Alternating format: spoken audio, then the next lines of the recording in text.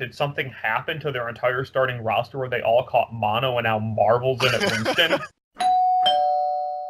What a week. Welcome to the Full Tank Podcast. I'm Connor. I am Ben.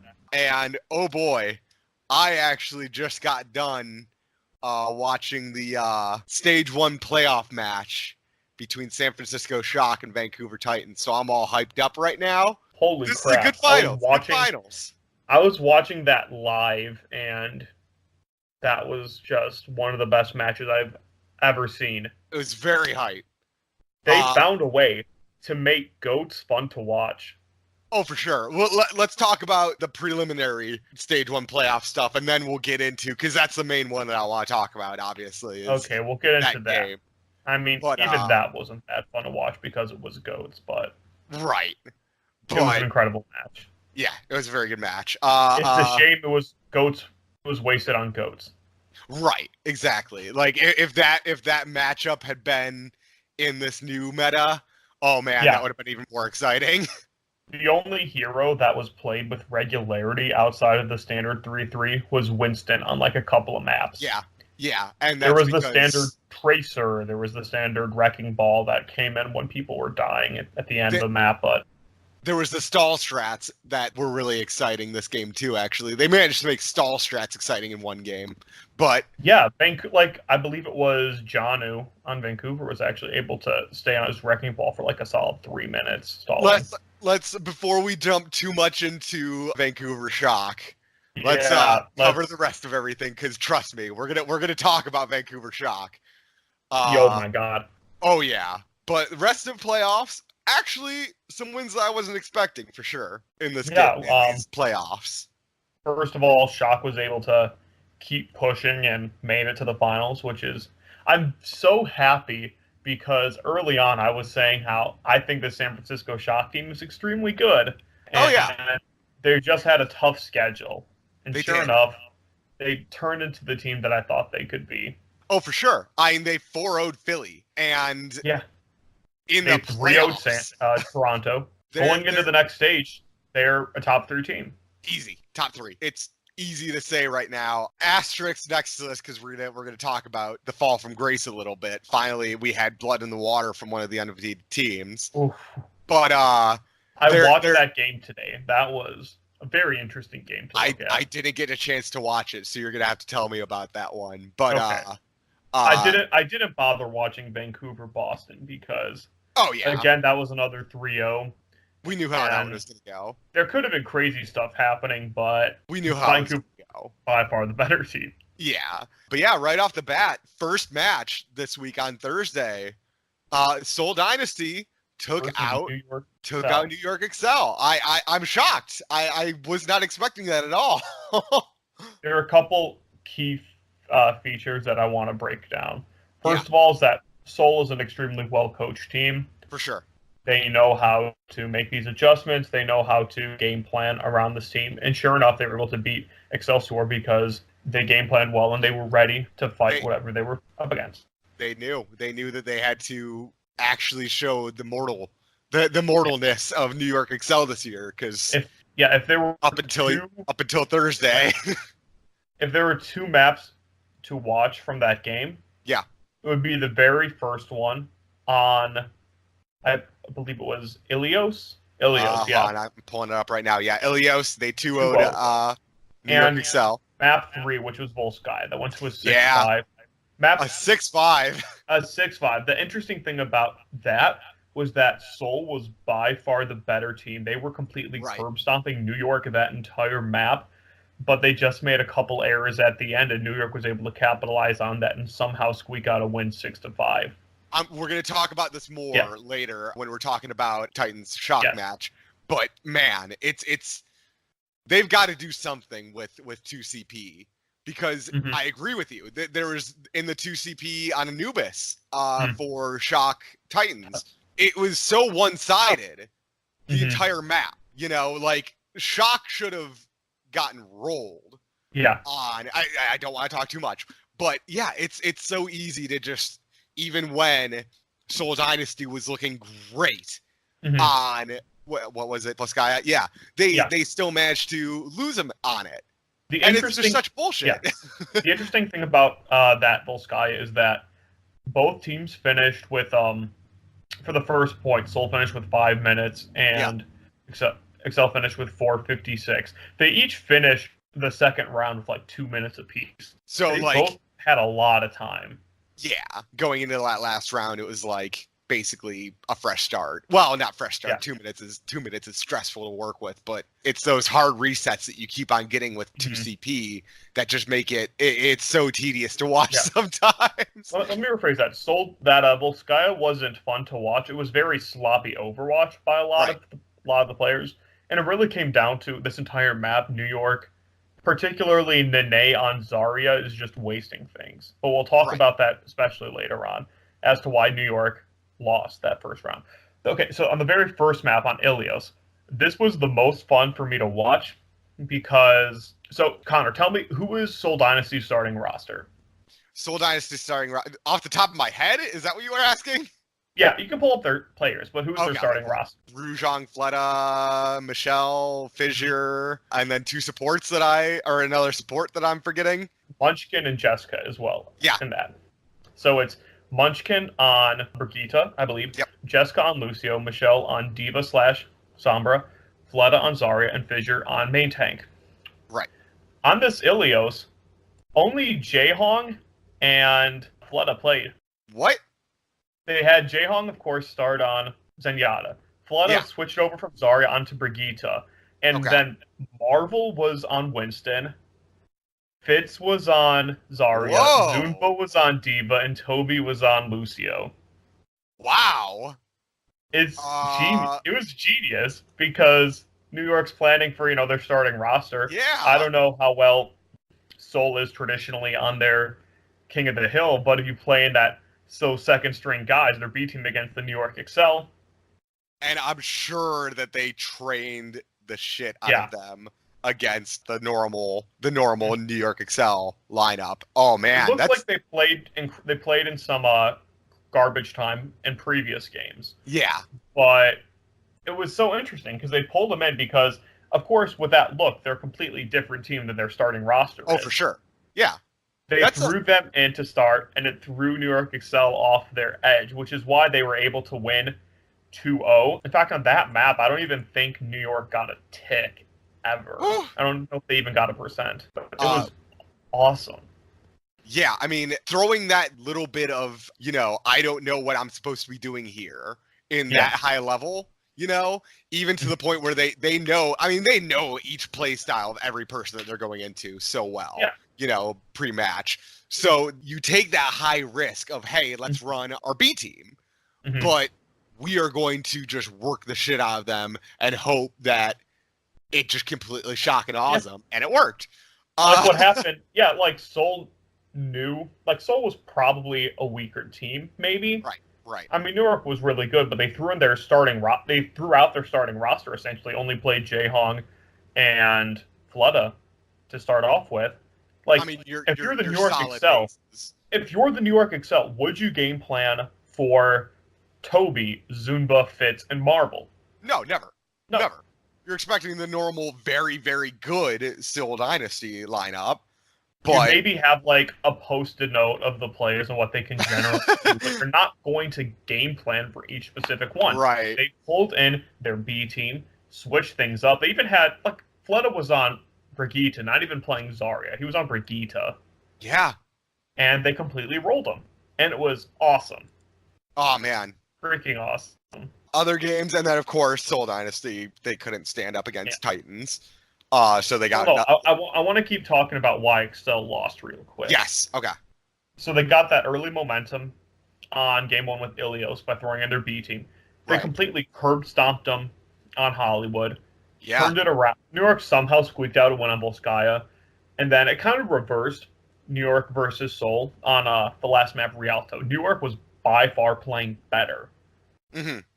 But the reason they lost was Nene. What happened? I was watching Jane's video on this game because Twitch is stupid and YouTube worked a lot better to actually record it. Twitch is so bad with replaying these videos. Yeah, like all maybe one of you listeners out there, when you're watching a recap, don't watch it on Twitch. If you can It's awful. somehow find that matchup on YouTube, like Jane reviewed the playoffs, every game of the playoffs, and it was so much easier to watch it. He reviewed it with Elk, the backup Zenyatta for the Philadelphia Fusion, that game, and it was very fun just looking at their insight on it. And the reason they lost was because Nene. Elk mentioned the one thing about Nene, he's their Zarya. What they do, you extend all your grabs. Nene is notorious for being one of the only people that, he'll try and throw it solo grab the supports, like one or two supports, to try and get them out immediately. And that's where it cost him. He would throw in some bad graviton surges. The reason that they lost that Rialto point, they should have won that map, but Seoul Dynasty was playing Michelle on Sombra. And specifically, right at the end, Sombra was poking at Nene, and Nene tried flicking his grab out at him. Oh no!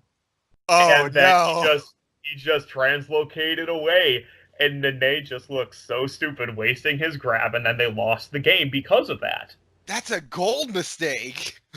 I mean, you never try to solo Alte Sombra. My God. But that's what it came down to. Sol knew that Nene was a weaker Zarya. He would use these things. He would use these grabs to try and pick off the squishies immediately. That's why they were comfortable playing Sombra. I was saying before how, in my opinion, one of the best players of Stage 1 was Michelle on D.Va and Sombra, and that's because he's able to get all that value out of it. Oh, for sure. The other reason that Sol was able to do so well is because they game planned. Michelle was basically on Sombra for almost the entire game, I'm pretty sure. It's still the best off pick for goats, easily. Yeah.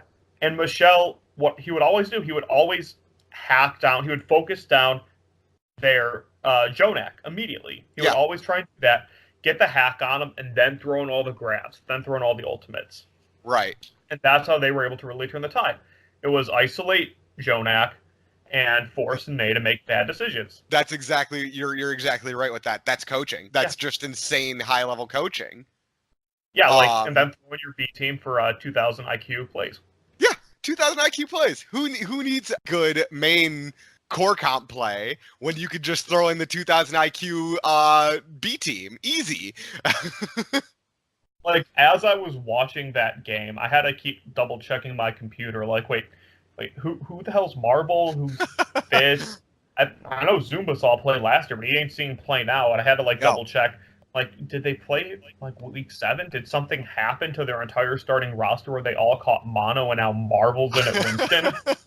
I actually mistakenly today when I was rewatching my Shock Titans game, I was watching week 2 their game, and I for 15 minutes. 15 minutes, I was like, "Wow, they're really rolling over Shock." I'm surprised that this was such a hyped up game, and I was like, "Wait a minute, why is their record 2-0?" That is absolutely fantastic. And then I switched to the right one. Well, because exactly what you said, it's so hard to find YouTube replays of these until a few days after. So I was trying to find it, and I couldn't watch it off of Twitch. Man, it's so bad. You know what it starts doing? It starts lagging behind on my thing. So all of the audio gets distorted, and it sounds like, "Hey guys, we're gonna trance into this fight," and the normal fight is going on normal speed, and then trance happens 5 seconds later.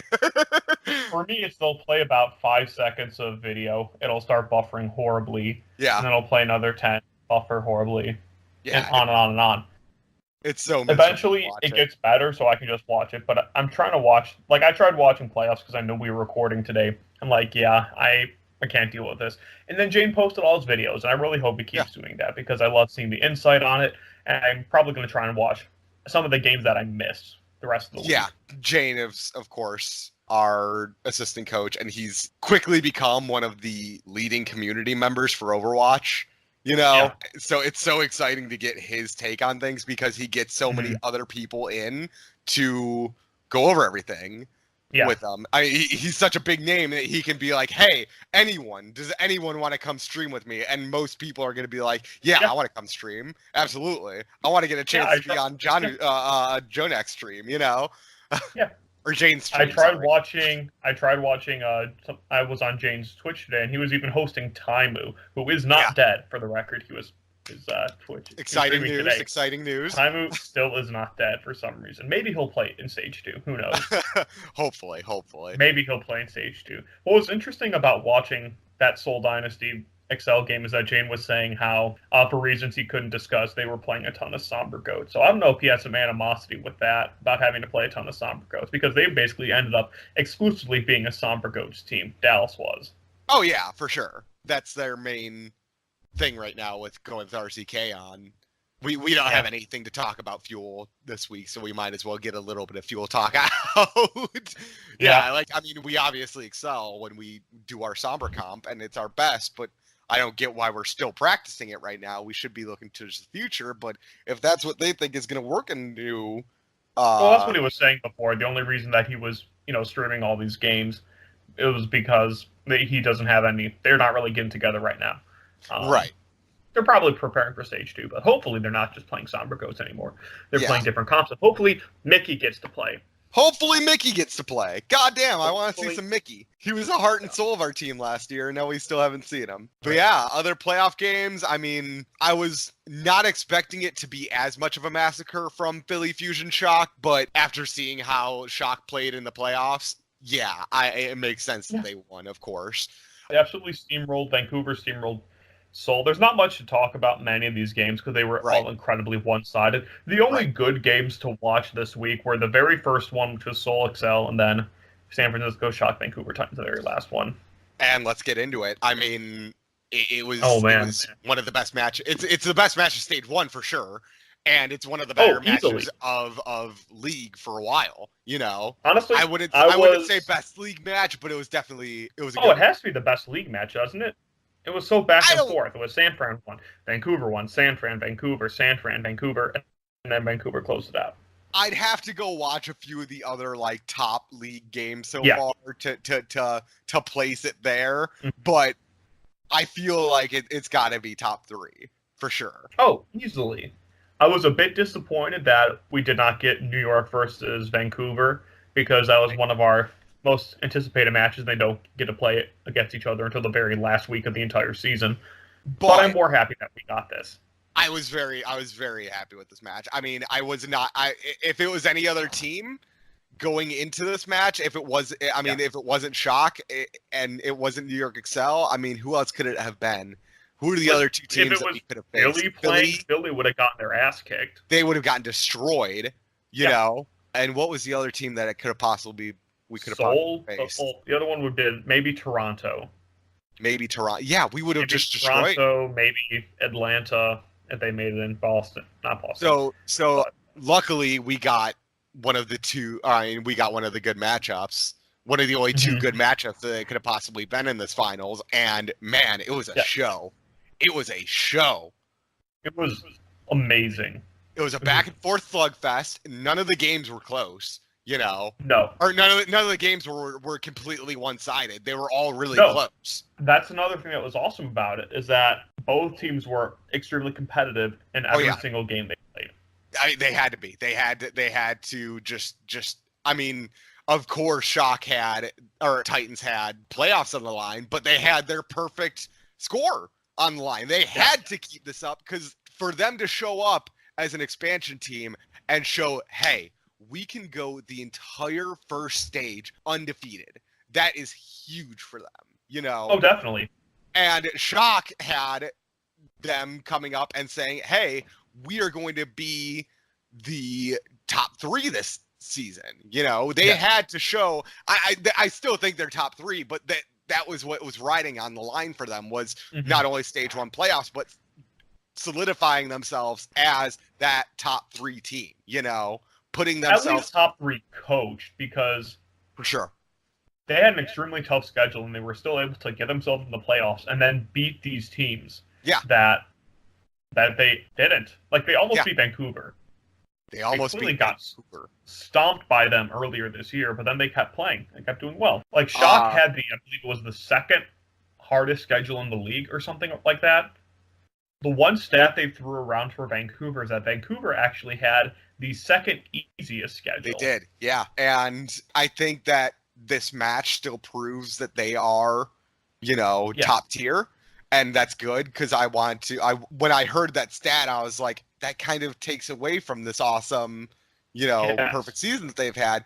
But they proved themselves with being that good competitive team. Yes. Amazing. I shouldn't say good. I mean, amazing competitive team against a team that did have a more difficult schedule, For how it went with that knowledge, I didn't know that before everything came into effect, Oh, actually, let me interrupt this really quick. I'm looking at PTR notes. Apparently, they just dropped PTR notes. Oh, really?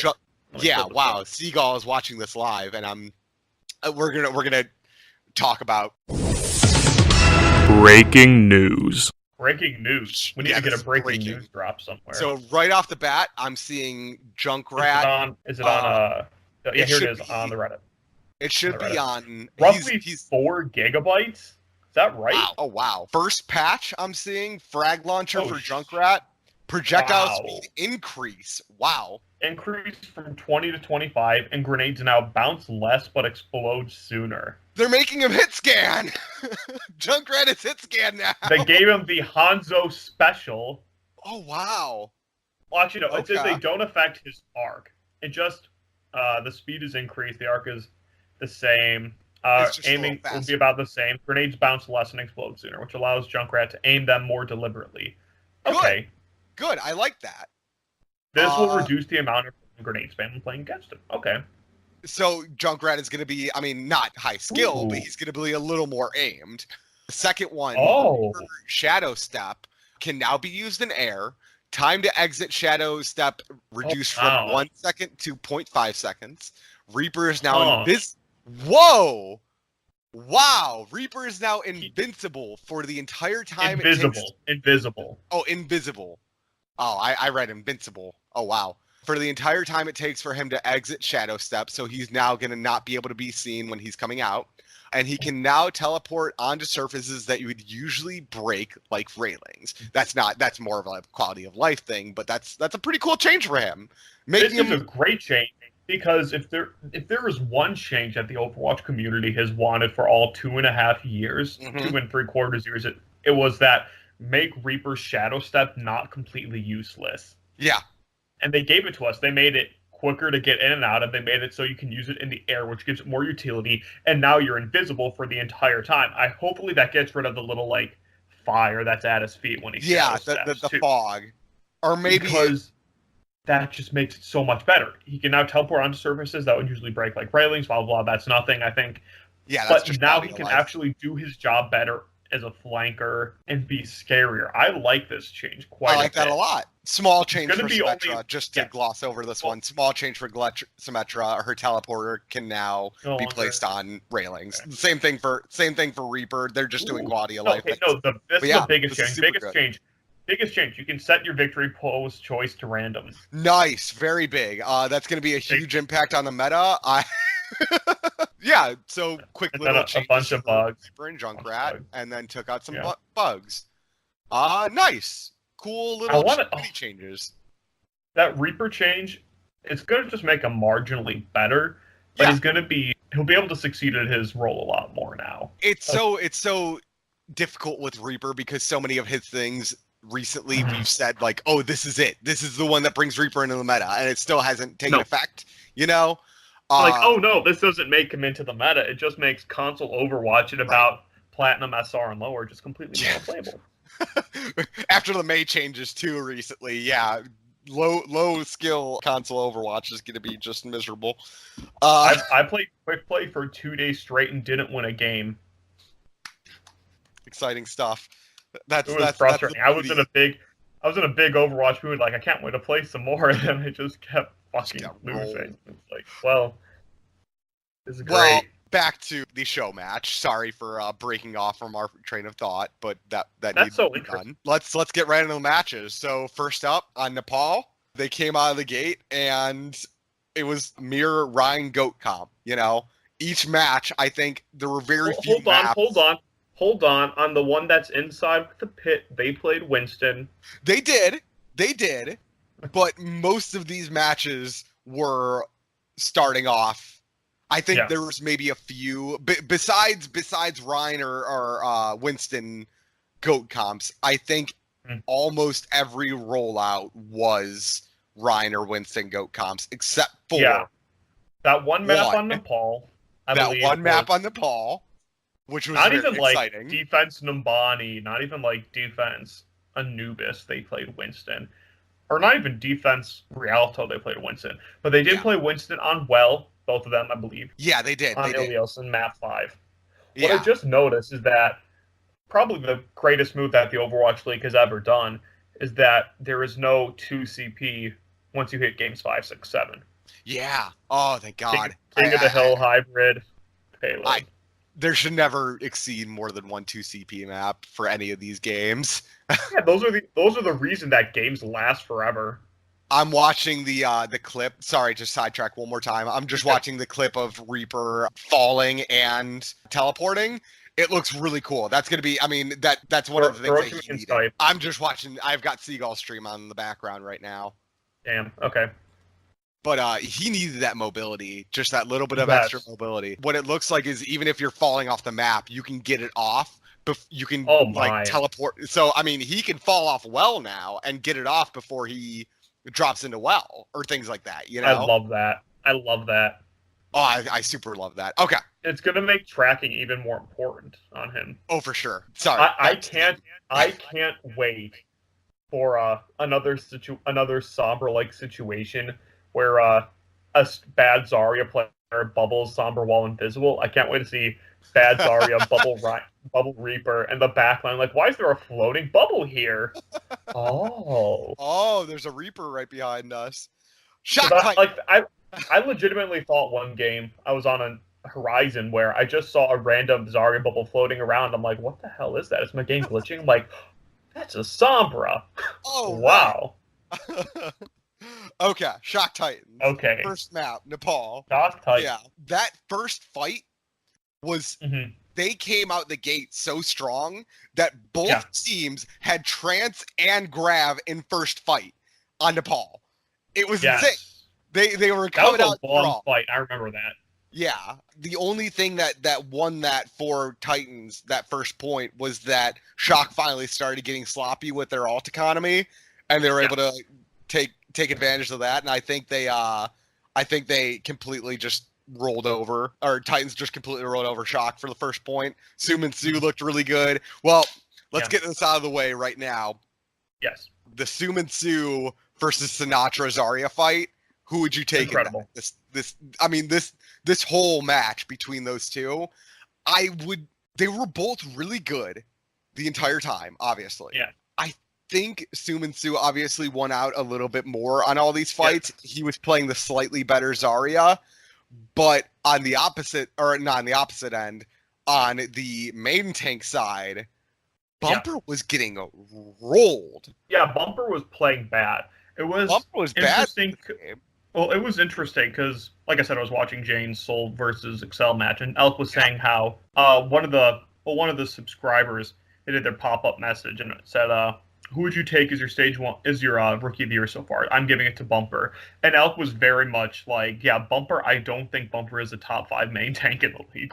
No, I don't think so. And watching him against Super was playing out of his mind. Oh my god! Yeah, Reinhardt was one of the most enjoyable things about this game. Was Super's Reinhardt? Yeah.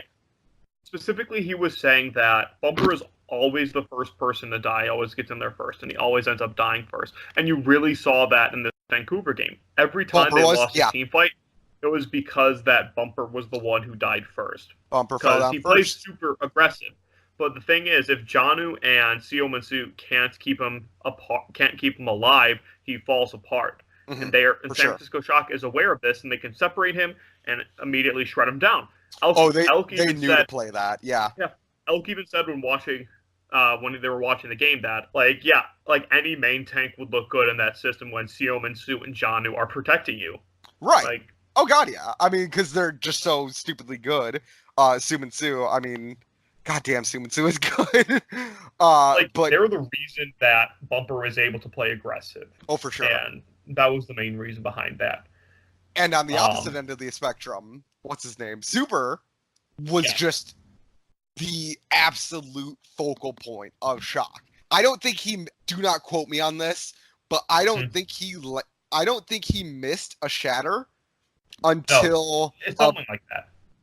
Until a bit into, hold on, let me see where I think I marked it. I think I marked in my notes exactly when Super missed his first. Yeah, I think it was third map Anubis that he finally missed a shatter. Oh my god. He was hitting. I was trying to keep track of it the whole time. I don't think he missed a single shatter until third game, which is insane. Okay, so I'm looking at the Reaper change, and it looks like you do still have the little ghosty animation, but it's not as noticed. Like, I think it goes away almost immediately. Right. But yeah, Super was just he was absolutely the anchor of this game. He was playing out of his mind, and he just let, how do you pronounce their diva's name? Shock's Shoyobin. He just allowed Shoyobin to just style on people sometimes. Shoyobin was great. Super was big dicking Bumper this entire game. If I had to like go and estimate, I think that 50% of the Shock's team fights, at least, was Super pinning Bumper. Yeah, right away. And that just Reinhardt control. I mean, because obviously when you lose Reinhardt, it's just instantly you have to back up. But Super just kept that aggression going the entire fight. There were a lot of times in this game, there were fights to spawn for both teams, which was really exciting to see. And Paul in particular, it'd be like Vancouver sends them back into their spawn, and Shock would then just pile on all the momentum, get the point, and push the Titans back into their own spawn. It was ridiculous. Yeah. First map, Titans were looking a little sloppy. They were getting really split up a lot. I think that's one of the main things that they need to work on is positioning, because I think Shock was doing so great with positioning this game. All of Shock's positioning was just insanely good. A lot of the rotations that they did ended up winning team fights.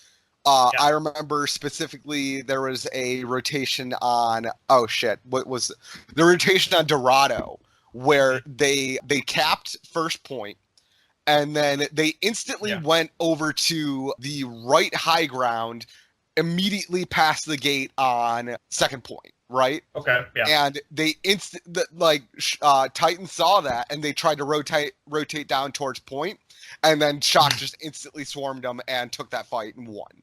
They were doing really good little rotations like that the entire game. Titans run Dorado still, but I really liked those rotations out of Shock. They were getting really creative with their flanking. What it came down to, Shock did their homework. They knew to focus on Bumper immediately. They know he's overly aggressive. They figured out how to punish him. Like on point 3, Anubis. When the announcers were talking about what map do you think that the Shock are going to go with, they had a better record on different maps, but they went with Anubis because Vancouver played Anubis the previous day. And they knew they had game tape on them. And so they knew how to adjust. They would know what they like to play. I mean, I'm sure Vancouver wasn't going to play. You're not going to have Bumper on Hanzo, because Bumper was on Hanzo for a bit on Anubis the previous match. I thought he was on Rialto. Or wait, on their last game? It was against Seoul on Anubis. Bumper played Hanzo on the first point for a second. He switched to Tracer, but I had to double check when I tuned in. I'm like, wait a minute, why is Bumper on Hanzo?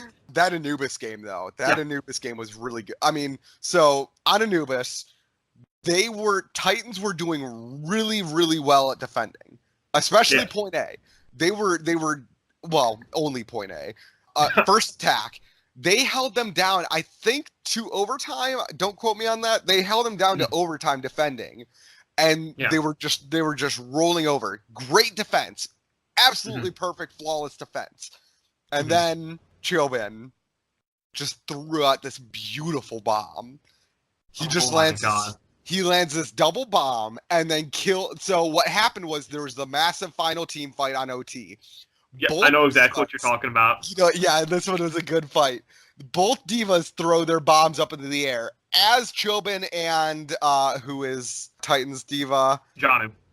Yeah. As they're falling, Xiaobin takes out Janu, and then the bomb goes off, takes out 2 more players. They instantly took point because they had like just a little bit to take tick, or to take third tick, and then instantly go button 2-point B, and they just rolled them.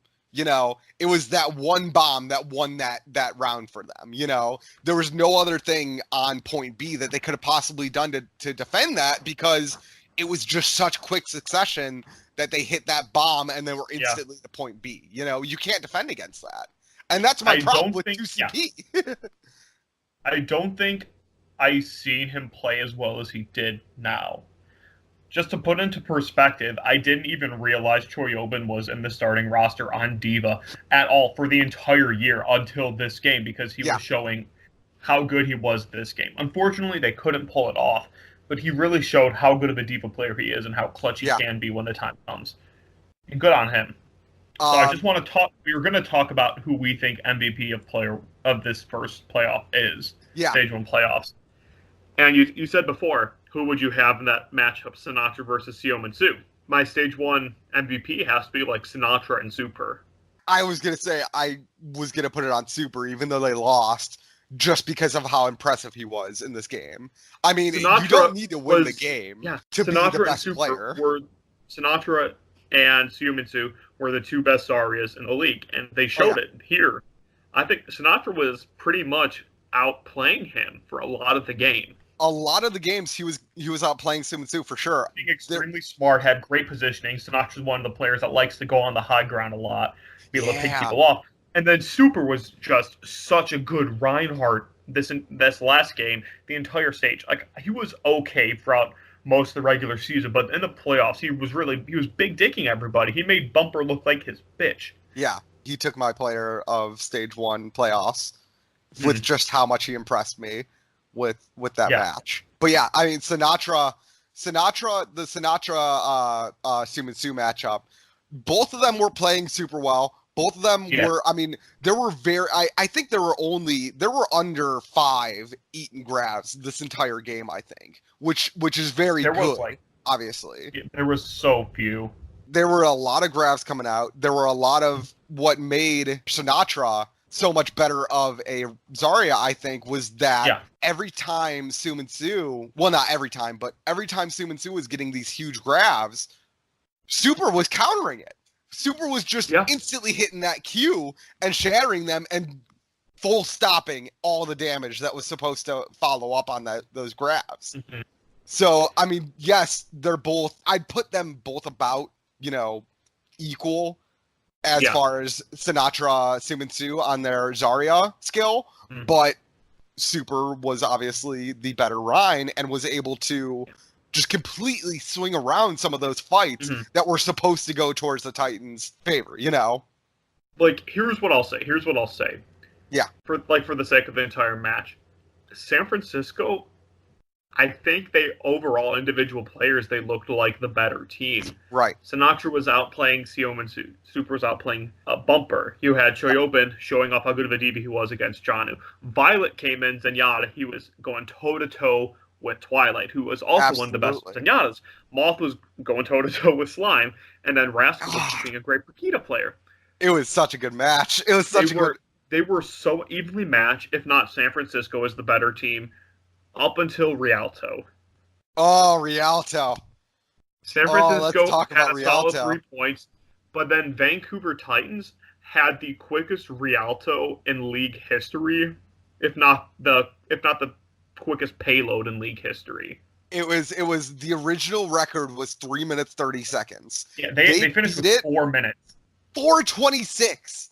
Yeah. That's insane. On a map that traditionally favors the defense. 55% of the time the defense wins. There's so many good corners that defense can hold on that map. You got first corner right at first choke. You've got the first point, first cap that you can hold. You've got the corner right by the boats that you can hold. And every one of those choke points is favored for defense. But they just roll them. it wasn't even. I don't think they stopped one time. It was, it was incredibly one-sided. Like I said, for the first six maps, I thought San Francisco looked like the better team until Rialto. Yeah, I mean, they even looked good on... Shock looked really good on attack. They looked really good on their first attack. They only got stopped. For the bank, but... Yeah, they only got stopped. I think it was up until just past second point. It was just around the first corner that Titans were finally able to stop them. And that just goes to show that you can snowball those fights into it, but you could still defend that. They managed to stop that momentum and hold them down to a good, what was a minute 30-second hold. You know, they had a respectable time bank for Rialto in particular, but man, was just able to turn it around and show that they're the best team in Overwatch, at least when it comes to GOATs. We'll see what actually happens when DPS and need to play DPS. Of course. But yeah, that map ended with just the really good hold from Titans, where they held them to just before second point, or first point. Yeah. They managed to come in and just brute force them off.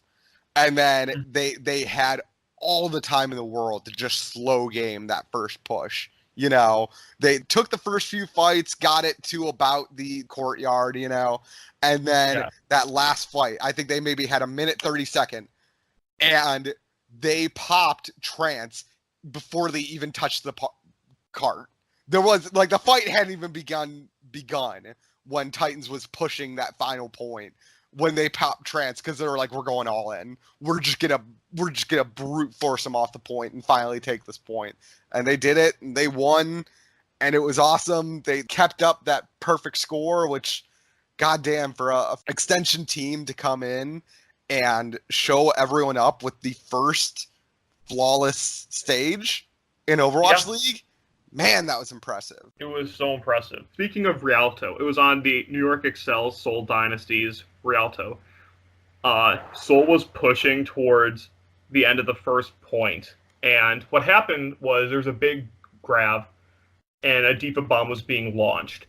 And then Fissure, from out of nowhere, charges the Diva bomb out of the choke in the archway. I'm watching it right now. Got 4 of Seoul's teammates. Oh, I do remember, or I did see this one. Yeah, he managed to charge the Diva bomb. They were all safe. They were all safe. Shield. They were all fine. He was the shield. He was the shield. They were all fine. And then, just out of nowhere, there comes the charge.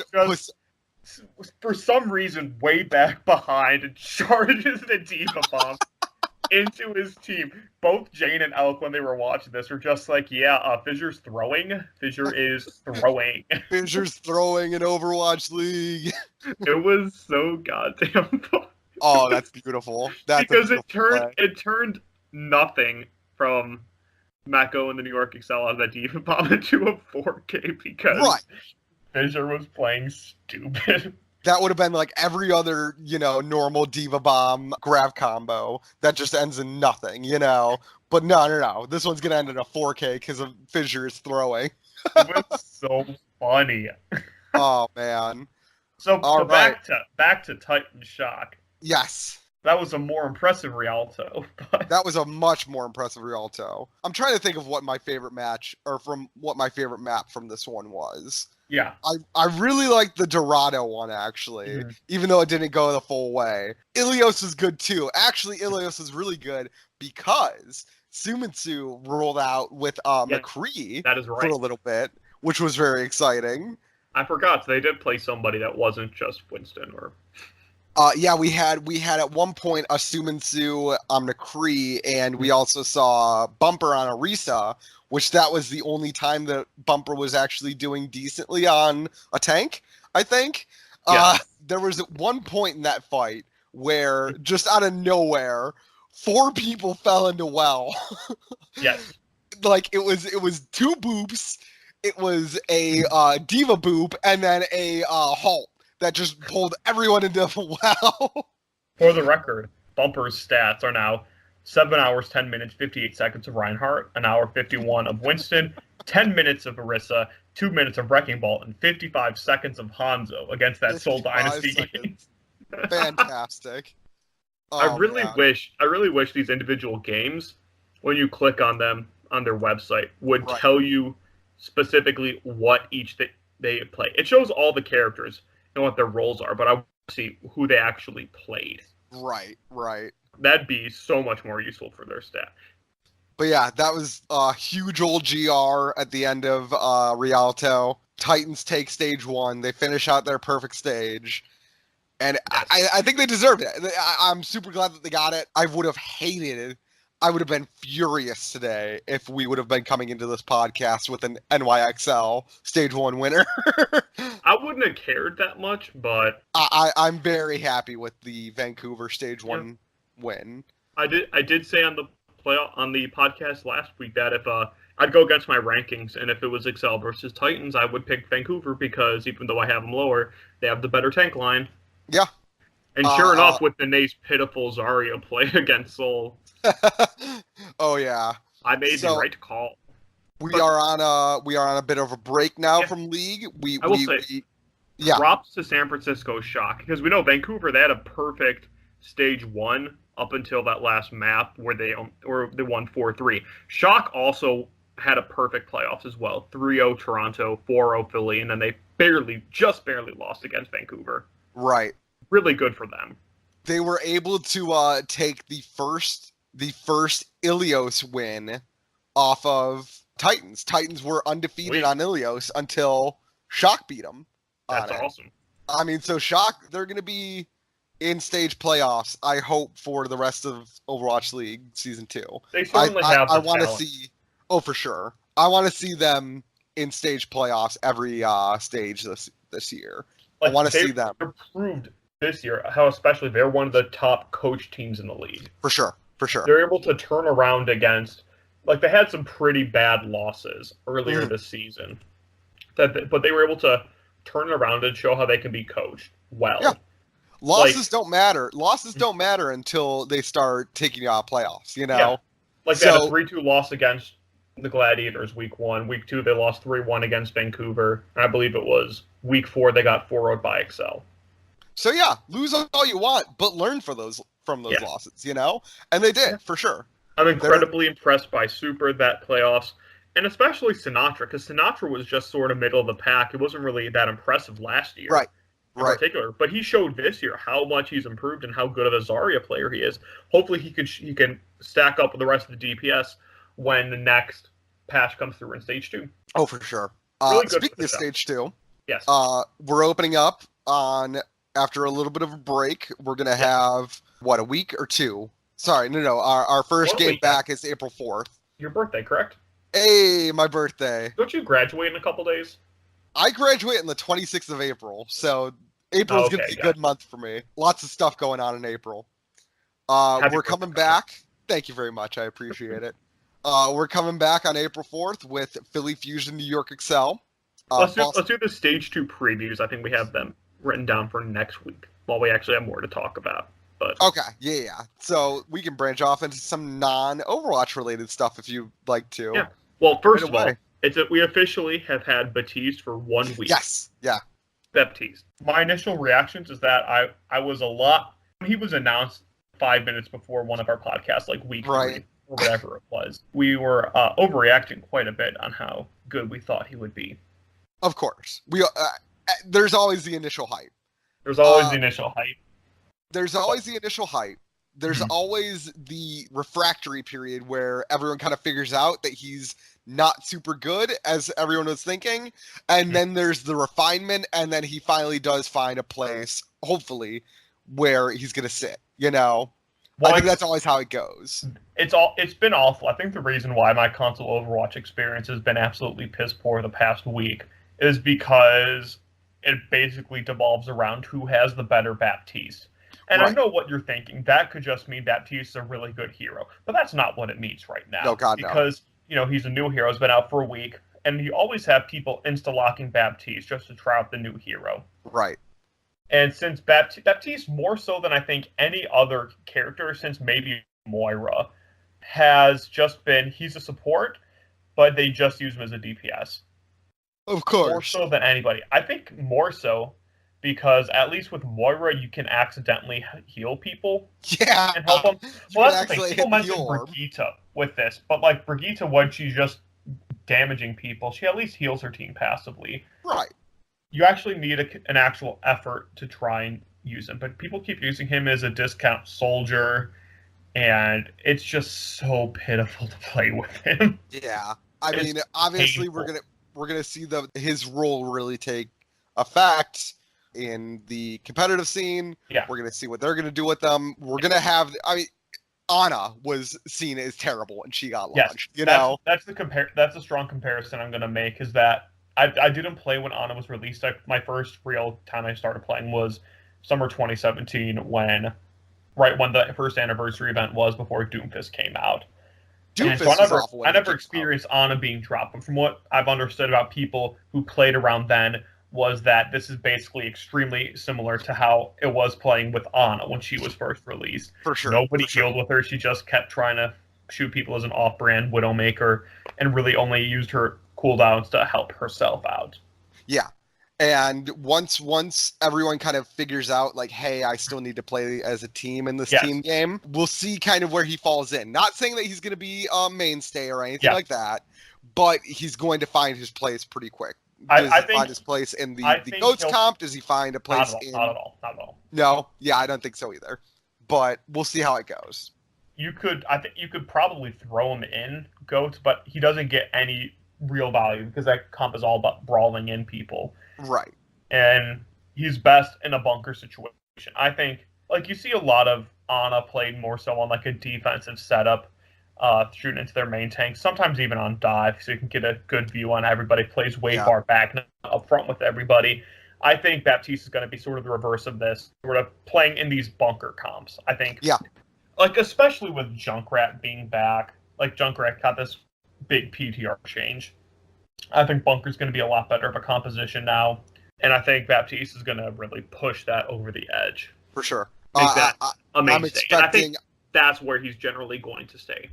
I'm expecting a lot of Horizon bunker cops coming up with Baptiste. You know, Baptiste is great. He has that mobility to jump up from below on top of those. Oh, that'll be perfect.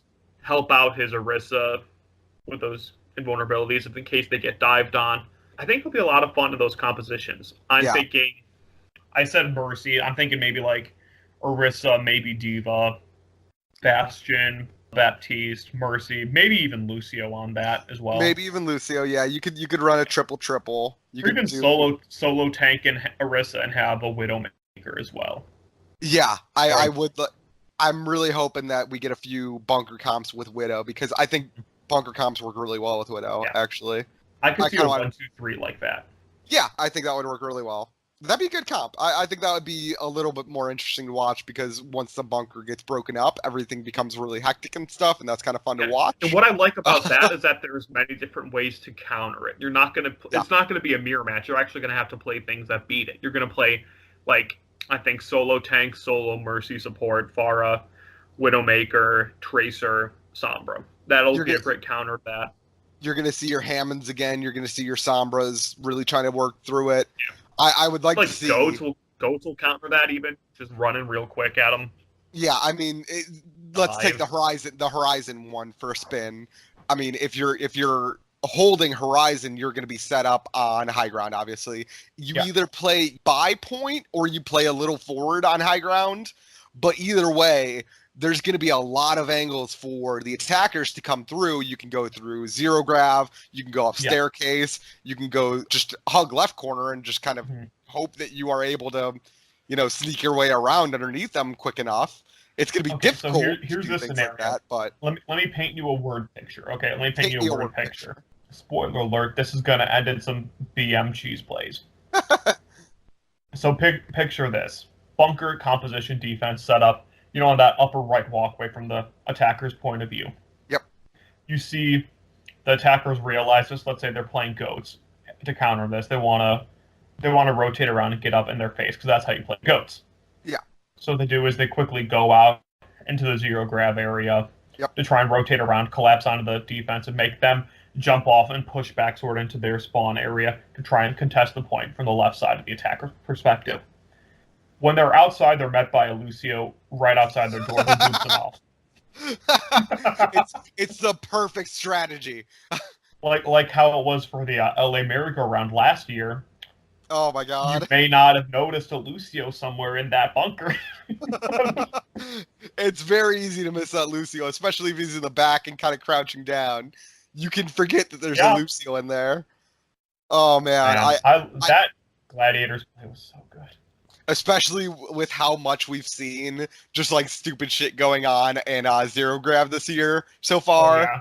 I really hope we see that this year, the stage. Oh, yes. So with Baptiste, I think he's going to have a place, of course. Honestly, I like to overhype things because I want things to be good, because that's how I am as a person. And so I was naturally very high. And I'm thinking, every comp runs Baptiste. But I'm just sitting back actually playing him. I'm like, yeah, he's good. But I think Ana's a really good comparison, how he'll have his niches and he'll excel in those niches. Ana is a really good comparison to Baptiste, just period. They're very similar characters. They both have a lot of sustain for their teammates. They both have relatively high damage.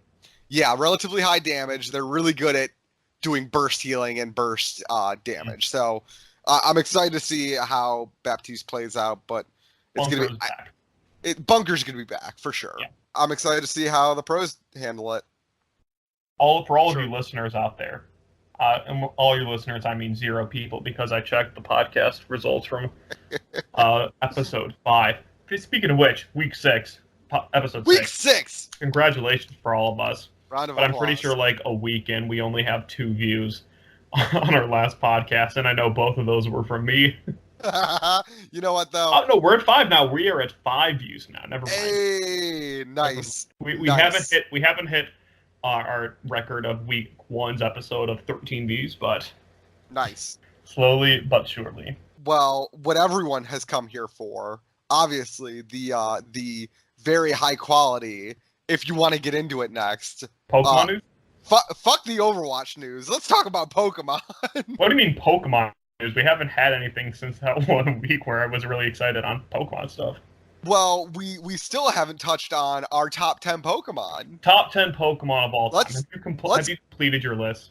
So I don't have them ranked. I'm sure you have it much more organized. Mine is much more just how I feel about these Pokemon and not in any particular order. So I'm going to get mine out of the way first because there's going to be way less to talk about. I'm all for we go and do our like top 10. You can go first. I'll go with my. We'll go off like 10, 9, 8. We'll just go off each other. Yours is going to be much more refined. I don't have an order for these. They're just my top 10 favorite Pokemon. Then you can just talk about who's your first one on your list. Mewtwo. See, it's very basic. Why do you like Mewtwo? I don't know. It's always been like I guess since the Pokemon 2000 movie, I've always liked Mewtwo. Mm-hmm. So I mean, that's a very much a childhood pick for me. I really like Blaziken. Most of I've got a lot of fire type on here. I'll just go through my list. There's not any, stories behind a lot of them. I want to bounce off of each other. And okay.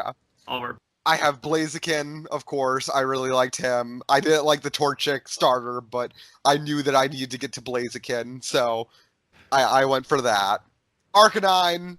Arcanine is just a cool Pokemon. Of course. I've always liked Arcanine. This one, I think, is kind of a competitive pick. I don't know, but I think he's one of the coolest Pokemon. He might be top 1. I've always liked Talonflame. Ooh, Talonflame is such a good Pokemon. I like Talonflame. I used one on my initial playthrough of Pokemon Y. He was a lot of fun to use. I like that he's a fire type and he's like the Route 1 bird. That's really cool. Yeah.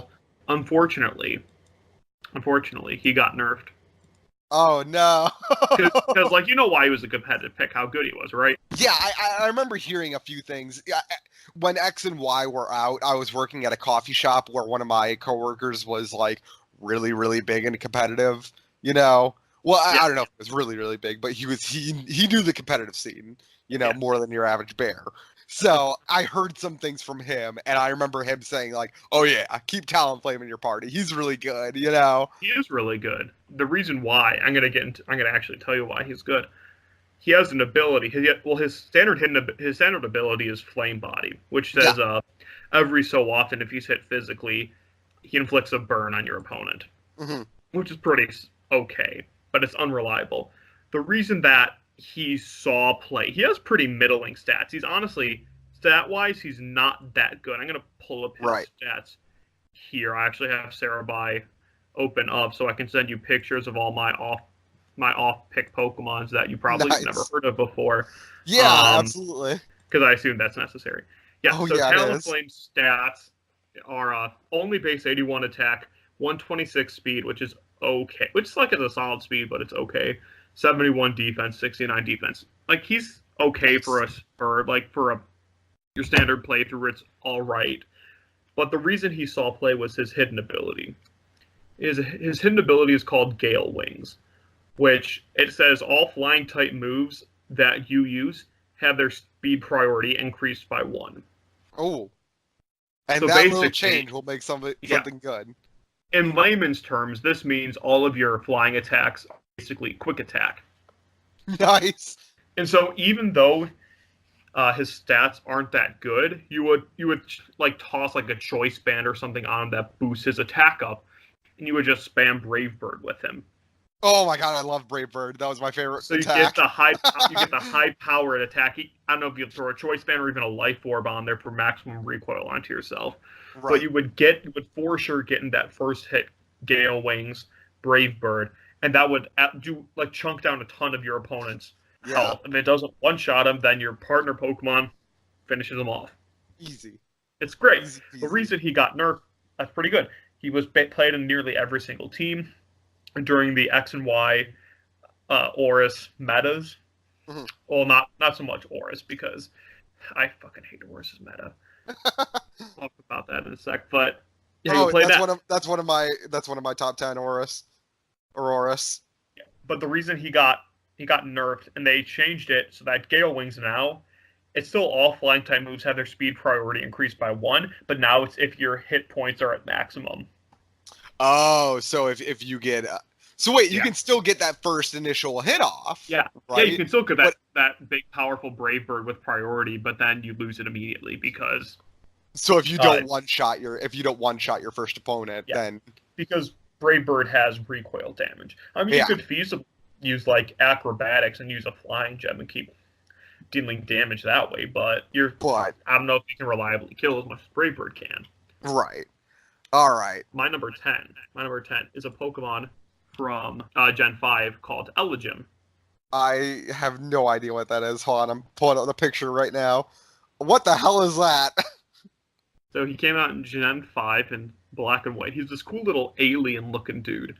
When I was initially looking over all their Pokemon, when I started playing the game, nearly 9 years ago now, it kind of like whatever. I don't really like him that much. But then I came to him again to play. Like, just looking at him, like, he actually kind of dope looking, kind of sick looking alien. I really like his evolved form, Behemoth. Like, his entire thing is like he's a extraterrestrial UFO like Pokemon. He looks like a Bloodborne alien. Yeah. Competitively, I also like using him because he's a great Trick Room user, high special attack, low speed, which makes him great for setting up those Trick Rooms. He has a pretty solid special defense stat, too. Then you take a hit, go in, and then he'll be able to sweep under Trick Room. And I really like him. He's got a decent move pool. Nice. Really dope-looking Pokemon. Number 9. Really dumb-looking Pokemon. Elegant. I like him. He's kind of cool-looking. I really like him, especially in the Baby Cup, which you can do, where all Pokemon are level 5 and only first forms. He's really good, especially in that Trick Room setup. Which one is this? Sorry, I didn't see the picture. Elegim still. Oh, okay. Elegim. Yeah. But yeah, Elegim. That's the name. What do you have at number 9? My number 9 is a classic one you probably actually have heard of. I'm posting these in our Skype chat to kind of have a reveal. At number 9, we have Marshtomp. Of course. What a great Pokemon. In my opinion, he's one of the coolest looking second stage evolutions of a starter. Yeah. But in particular, I have very fond memories of playing Pokemon Sapphire as a kid. and just being completely stuck after Slateport City before that second rival battle, where your rival has at that point, if you shows Mudkip, she has a Grovyle who just completely one-shots Marsh Stomp because water ground. And I'm a little kid at that point, so I obviously just only raised one Pokemon, of course. Of course. And so I just have fond memories of just chilling for hours, just not even advancing past that, just chilling with my Marshtomp, doing whatever I want. Nice. Using him a lot, love his back sprite, just a cool little dude. And I finally was able to beat her when I think I evolved him into Swampert, which is at level 36, and she was level 16. For my next two very basic picks, and these are nothing besides I think they're cool, are Deoxys and Rayquaza. They're very basic picks. I like them. They're cool. There's nothing beyond that, So for your number 7? My number 8 and my number 7 you'll actually recognize. Okay. My number 8. Of course. Steelix. That's a great pick. I love these stupid big Pokemon. Yeah. It's a lot of fun to use. Steelix in particular is just really cool for me, because I like Onix a lot, and they just make him into this even big, beefier, steel-type monstrosity of a tank, of a big rock snake. I like using him in playthroughs if I possibly can, because he's got that huge base 200 defense. The only annoying part for me is that he only has a base 85 attack, and that's honestly what's annoying about Onix, in my opinion, is that Onix's base attack is 40, and there's Pokemon that have a higher attack stat than that. It's Butterfree. Yeah, the massive giant pile of rocks is weaker than the Butterfree. That makes sense. Yeah, let's pull up what actually can hit harder than him. Xatu, I think, randomly 75. Yeah, there's a lot of things that are just hit harder than him, and it's annoying. But you at least get it better with Steelix, and he's just a big hulking monstrosity of a tank, and he's really cool. And he has a Mega that's even more pokey. Yeah, my number 7. I haven't seen that Mega. That Mega is really cool. Yeah, it's pretty cool. It came out in Oris. My number 7 is one you'll also recognize. All right, let's see. Image. Come on. I'm pulling it up. Oh, yeah, of course. I was actually considering this for mine, too. Pidgeot. Nice. The OG Rut-1 bird. The OG Rut-1 bird. The reason I like Pidgeot so much is because my initial playthrough of Pokemon Fire Red and Leaf Green on the Bond Bridge in Bond Bridge in the Sevi Islands after you beat Blaine and whatnot, I ran into a shiny Pidgey. Nice. My very first shiny. I'm posting a picture of it now. Your of what very it actually first looks shiny. Like. Yeah, and the cool part about it is it's golden. Ooh. And golden Pidgeot looks absolutely incredible. I'm showing you the Gen 3 sprite. The Gen 3 sprite. That's sick as fuck. And look, it's dope as hell. Whenever any discussions that's what's the coolest looking shiny type, I have to throw in Pidgeot because of how fucking dope it looks. It's golden. And then, sure enough, in Oris, it got a Mega Evolution, which made me love it even more. Yeah. Because initially I was like, I don't know what my favorite Mega Evolution from X and Y is. And then Oris came out and they have Mega Pidgeot. I'm like, perfect. So I can actually use Mega one, Pidgeot have awesome. one, turns him into a decent special attacker with high speed. You get your No-Guard Hurricanes out there for auto hit. Big 110 base special power. Sometimes confused. It's great. Great Pokemon. Nice. My next two. These ones are more because I had a good time playing with one of them. I had a good time playing with Aurorus in X and Y. And then I've always liked Scyther from the start of goddamn Pokemon. So those are my next two. They're Aurorus? I like Aurorus. Really? That is a very interesting pick. Just because I played with Aurorus in X and Y a lot, and I just enjoyed having it. That's literally the only reason why. No, I respect that. Aurorus is a really interesting Pokemon. It has absolutely one of the worst typings in the entire game. Nice. Absolutely. It has some of the most weaknesses, it's awful. It has quad 4 weakness to steel, it has quad 4 weakness to fighting, both very common types. To some And I am very much we are opposite ends of the spectrum on this, because I like Pokemon. I've always loved Pokemon, but I am not nearly like, I don't get into, breeding or anything like that. I never have done egg breeding. I've never done shiny hunting. So it's been a very base experience for me always, Oh, gotcha. Whereas I'm not particularly extremely competitive, but I do, like, if I have time, I'll try and like keep up and just look at some of the stuff. Right. Because some of the stuff is really fun to watch. I was trying to watch I almost watched the Oceania Masters Division Finals for the video game for Ultra Sun and Moon until I saw that the two finalists both it was a mirror match. Pokemon. I'm like, yep, not watching this. Not going to be fun. It's the goat's mirror. It's the goat's mirror. If you want some fun to watch, some fun Pokemon, I think it was 2013-2014's World Championships. A South Korean named Sejun Park won, and his star Pokemon was his Pachirisu. Yeah. The Gen 4 Electric Squirrel. The Electric Squirrel. He has a really high special defense, and he would use his moves. It was for Sun and Moon. It's not Sun and Moon. It was for X and Y. He won X and Y. Yeah. And his what he used on him would be like Super Fang to half your opponent's HP, Nuzzle for that some minor damage and paralyze automatically, and then moves like Me First or whatever that lets your opponent's target only him, just redirection. So you would use that with your partner Garchomp to just let him be free when there's different dragons and ice types out there. It's really interesting, really fun to watch. Nice. Little side note about the World Cup or the World Championships for the Pokemon games. One of if I could get my hands on a piece of Pokemon memorabilia, they do these for the World Championships. They do these special edition DSs that they give some of the top players. Yes. Oh, the one for 2009 is it's a light blue DSi with a bunch of Pokemon on the front, and they're all surfing, and Pikachu is on a sailboat, and it looks so goddamn cool.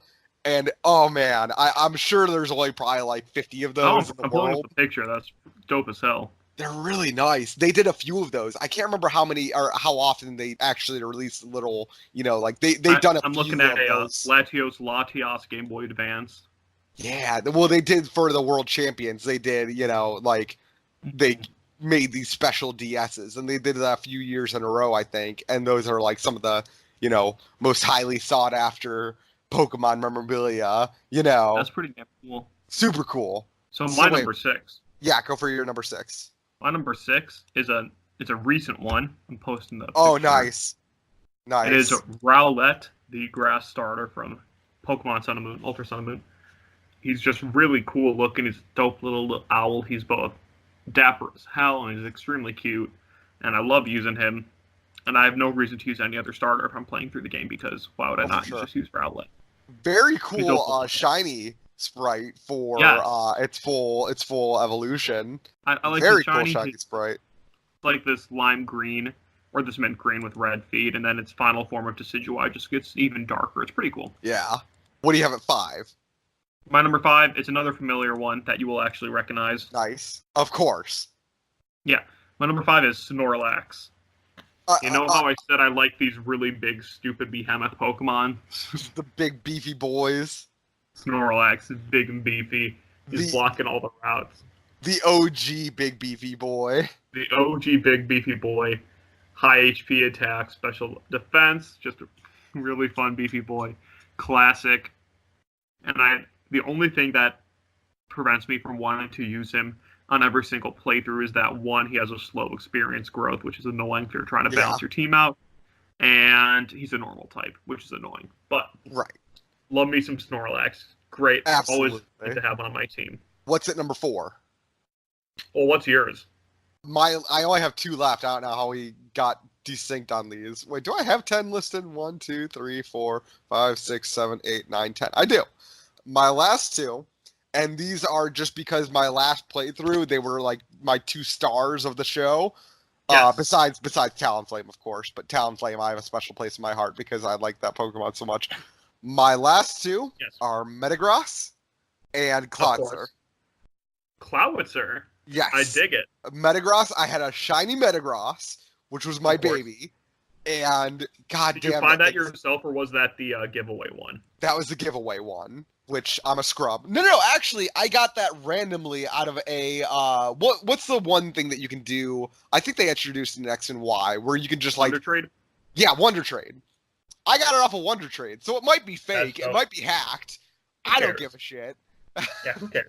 But yeah, I like that thing. It was from France, so I had a French Metagross. And I love that thing. And Clawitzer was just badass. Clawitzer is always good. There's this little tiny shrimp with a big ass claw. Yeah. I mean, yeah, I love it. It's a cool Pokemon. It's one of those Pokemon where you immediately know what its moveset's going to be just because it's Mega Launcher, which increases its power of its Aura and Pulse moves by 50%. I mean, you'll probably have Surf on it, but besides that, you'll have Aura, Aura Sphere, Dark Pulse, and Dragon Pulse. Right. It's high special attack. I dig it. It's a really cool dude. Really cool idea that they did it. They modeled it after I think it's like the volcanic shrimp or something like that. I think that sounds right. I think I heard that before. Yeah. Super cool. Really cool call. Really cool call. Okay. My number 4? Yeah. Number 4. You'll recognize this one. You can just go straight down for yours now. Okay. Number 4. The OG, the greatest starter. Yeah. Venusaur. Easy. Venusaur. Well, people are like, oh, what's the best starter Pokemon? You're going to go with Charmander or Squirtle. I'm like, I'm going to go with the correct choice, and that is Bulbasaur. Because Venusaur is dope as hell. He covers all the basics. He covers the flower demographic. He covers the leaf demographic. He covers the frog demographic. He covers the dinosaur demographic, the reptile. He just gives you everything. Is everything you possibly need. The thick boy demographic. Yeah. Absolutely. Thick boy. He's the best choice when you're going through the original games because he is great against the first 3 gyms. You just want to use him. But more importantly than anybody, he is one of the best, if not the historically best starter Pokemon when it comes to competitive play. Really? Yes, he had his niches throughout like gens 1 through 4. Right. Particularly in sub-seed sets where he would substitute and have Leech Seed up and like Paralyze and everything to restore health. And he's a naturally more bulky Pokemon as well to help with that. Like he has base 83 and 100 of defense and special defense, and a decent HP coupled with his high natural special attack stat. He's very bulky, who can whittle your opponents down. When Gen 5 rolled around and introduced hidden abilities, he got Chlorophyll, which made him better, especially in some sunlight sets, so you don't have to actually use his Overgrow ability, which never comes into play. But then Sun and Moon, or not Sun and Moon, X and Y came around and gave him his Mega Venusaur. Ooh. Which made him... It increased his attack stats some more, but then it also increased his defensive stats even more so to 128 and 120 apiece. And then it gave him Thick Fat, which is fire and ice type moves deal 50% less damage. Holy shit. Which makes him take his 2 worst type matchups and makes him be able to eat it. He's an incredibly bulky Pokemon, and he became one of the best Mega Evolutions when it came to X and Y. Nice. The ones that saw play were like him, Gengar, off the top of my head. That should be another one that should be closer to the top of my list. That one might actually pour Aurorus out of my list, actually. I forgot about Gengar. Well, your list is very fluid in what you want. But yeah, it cemented himself as one of the best Mega Evolutions. Up there is one of the best with Mega Kangaskhan, even. Mega Kangaskhan. Is that the current best Mega Evolution? Well, Mega Kangaskhan was the best Mega Evolution when it came out because its parental bond basically let him have a free double hit because his little baby came out. But oh yeah, that's right. I forgot how that looked. Oh yeah, they both came out and they both fought. That's hilarious. Like even though he gave him additional minor damage, it was still like something. Yeah. Right. Yeah, what would actually be some of the best ones? I think no, Mega Rayquaza and then the Primals are by far the best Mega Evolutions. What am I talking about? But oh yeah. Oh man, I hate those Primal Evolutions. Okay, so what made Oris's meta so unwatchable is because they let you have any like 2 or 3 Pokemon from this list of like legendaries. And so every single team had a combination of everybody had Mega Rayquaza, either Primal Kyogre or Primal Groudon, which are these hulking huge 180 attack stat Pokemon. Holy shit. And then they always threw in a Xerneas as well. The Pokemon I love Xerneas. Yeah. Yeah, Xerneas sees its play because Xerneas has incredibly high defenses. Yeah. And you know what's awesome to watch? Stall. He has high defenses, and his ability, he has one of his moves is called Geomancy, that it takes a turn to raise its attack, or special attack, defense, and speed stats on its next turn. And he would use that, and would use the one item that lets him skip it and just have it immediately, which just made it incredibly cool. And not fun to watch. Oh, God. Yeah. Oh, and the best part about that is Mega Rayquaza and Primal Groudon and Kyogre, they don't count as your Mega slot, so you still throw in Mega Salamence. Holy shit. Yeah, that wasn't fun to watch whatsoever. Yeah, that sounds awful. So my number three. We got the classic. Okay. Teddiursa. Good one. From Johto Adorable. Region. I love teddy bears. I love the bear, the grizzly bear as well. Absolutely. And Teddiursa just covers everything. This really cute little guy always sucks his hand because it's full of honey, and then he evolves into the big fucking not to be fucked with Ursaring, which just fucks with everybody. And that's what I absolutely loved about playing the GameCube game, actually Gale Darkness. Yeah. Was that the very first Pokemon that you encountered and captured was the Shadow Teddiursa. Nice. And so, on my original playthrough, as soon as I caught Teddiursa, I didn't use any other Pokemon. So I would just have my high-level Vaporeon and my high-level Ursaring just completely roll the floor with everybody, and it was great. Number 2 we're on? 2. Nice. We're getting there. My number 2 is a newer one. You probably won't recognize it. I won't recognize it. I have no fucking clue what that is. My number 2 is Sun and Moon's Pyukumuku. Yeah, I didn't finish Sun and Moon. This is a Pokemon that I love experimenting with in playthroughs and just in my competitive sets that I want to play with it. Pyukumuku is this really, it's a sea cucumber Pokemon. It's a little like sea urchin.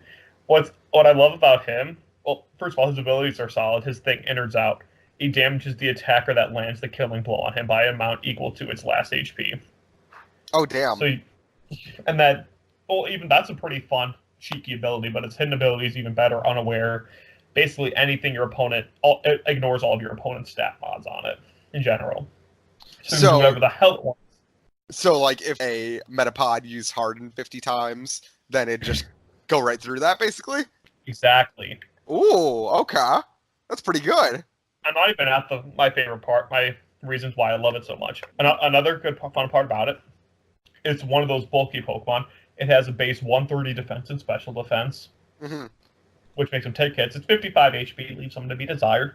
It also has a base 5 speed, making him really tied for some of the slowest Pokemon of all time. It has one of the lowest speeds in the game. I think it's tied with like Munchlax and Shuckle for some of the lowest. Shuckle. But what I love about with Shuckle, what I love about him is that he has no moves that are offensive. Oh God! So it's all just stat boosts? All of his moves are utility moves. There are a couple moves that he have that do damage. Bide, which is garbage, Counter, and Toxic, I believe. Well, and Memento. Not even Memento. Yeah, so Bide.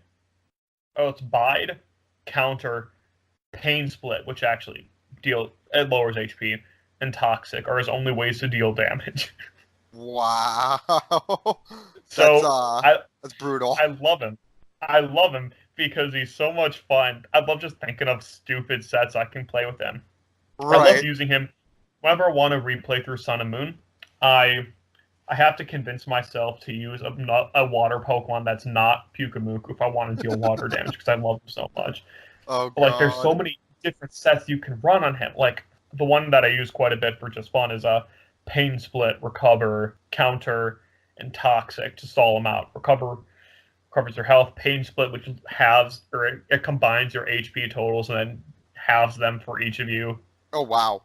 So, like, if you have 100 health and your opponent has 200, it makes it so you both have 150. Nice. Recover your health, a little bit of damage. Whittle him down with Toxic, hit him with Counter. My cheeky set has a Z-move fighting on it, so I would Z-move Counter as my only form of damage, and it's base 100, and his base attack power is 60, so it deals, like, nothing. But nice. I absolutely love it. And there's so many different sets, because that's just one that I use. But it can use Soak, which makes your opponents a water type. What? So it changes your opponent type to water. There's another move like that in X and Y called Trick or Treat, which turns him into a ghost type. It doesn't have that, but yeah, Soak's a good one you can use on it. Even Gas or Acid eliminates the target's ability. I want to run one that's it has Curse, so that Curse raises its attack and defense while cutting its speed, and has Baton Pass, so I can throw that onto a sweeper and just have him.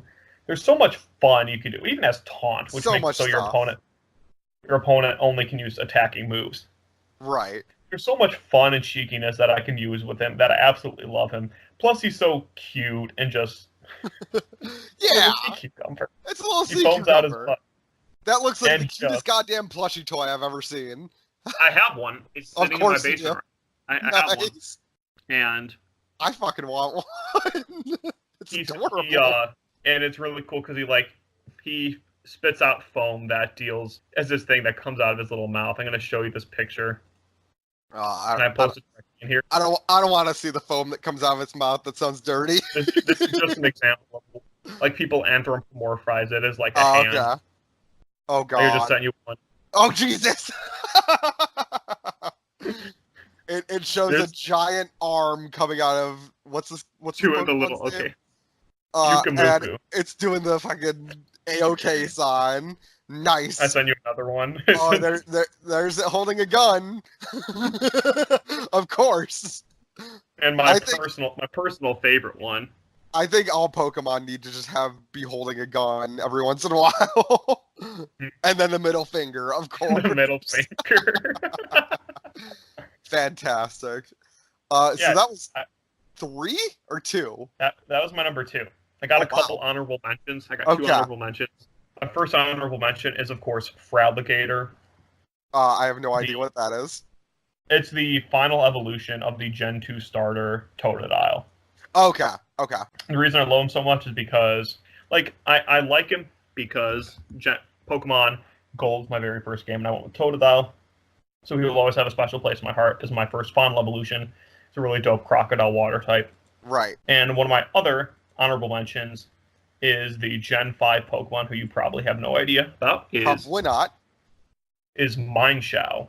I do recognize this one, but I never played with it. He's a fun fighting type Pokemon. I like him because he looks a lot different than all the others. He's not just your standard buff guy that can that can hit everybody hard. He's very sleek looking. I enjoy using him, and I enjoy using him competitively. One of his moves is he has Regenerator as one of his abilities. When he switches out, he restores a bunch of his HP. So I love running the set. I'll fake him out. If I want to restore, I can U-turn him out to deal damage, bring him back out, restore health on him. And even has high jump miss, which is great. Well, goddamn. That's a pretty cool Pokemon. And look at that mustache. That's a fantastic mustache. Fantastic. See, that's how I base my assessments on Pokemon. The facial hair. Yeah, absolutely. Do we do drum roll for the number 1 pick? I want you to first guess what you think my number 1 is. I could not even begin to imagine. It could be so many things. Make an educated guess of what you think my favorite Pokemon is. Gengar. Gengar. Why do you say Gengar? I have no clue. Because I like him. And he's cute. My number 1. Oh, wait, hold on. I'm going to open up the picture right now. And the number 1 is... Oh, damn! Really? My number 1 is Venonat. I would have never guessed that. I told you. Why? So, growing up as a young child, you know how all the sorts of 4Kids, they would always put out those VHS tapes of 3 different episodes of whatever anime it was. Right.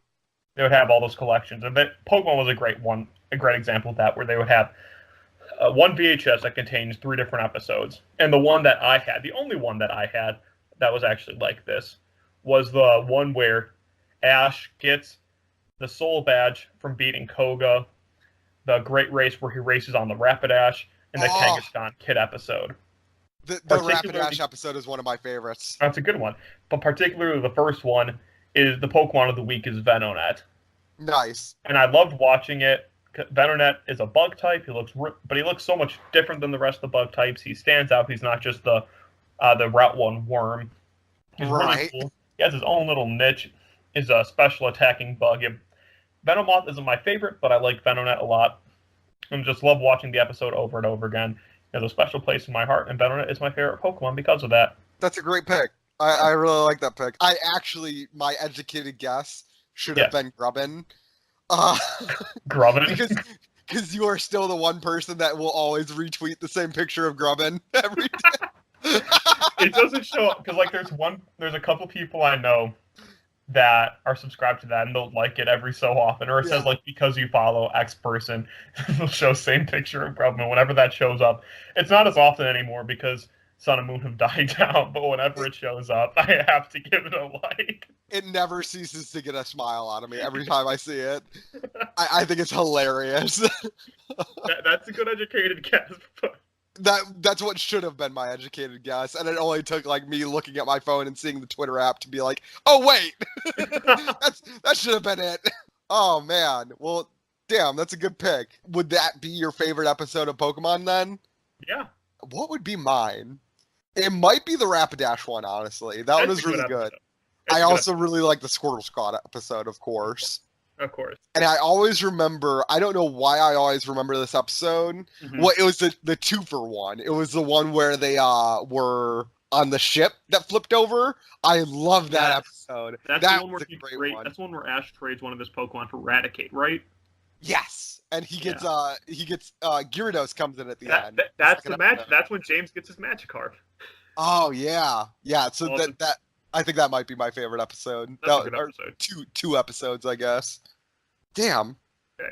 All right. Well, so to recap my list, honorable mentions for Alligator and Mineshaw, 10 through 1, Elegim, Marshtomp, Steelix, Pidgeot, Rowlet, Snorlax, Venusaur, Teddiursa, Pyukumuku, and Venonat.